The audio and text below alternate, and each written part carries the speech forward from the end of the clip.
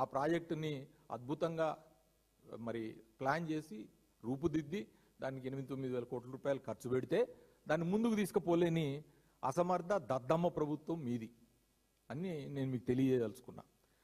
ఏ వ్యవసాయ మంత్రి హయాంలో కూడా యూరియా కోసం అని చెప్పి రోడ్ల మీదకి వచ్చి కొట్టుకుని చెప్పులు పెట్టుకునే పరిస్థితి మా ప్రభుత్వంలో అయితే 10 ఏళ్లలో అయితే రాలే. నువ్వు ఉన్నావు ఆ ప్రభుత్వంలో, నువ్వు మంత్రిగా ఉన్నావు, ఎన్నడైనా చూసినావా? కానీ ఇప్పుడు నువ్వు వ్యవసాయ మంత్రి ఉన్నప్పుడు యూరియా కోసం పడుతున్న తంటాలు, రైతులు పడుతున్న తంటాలని నీ అసమర్థత కాదా లేకపోతే నీ ప్రభుత్వం అసమర్థత కాదా అని ప్రశ్నించినాం.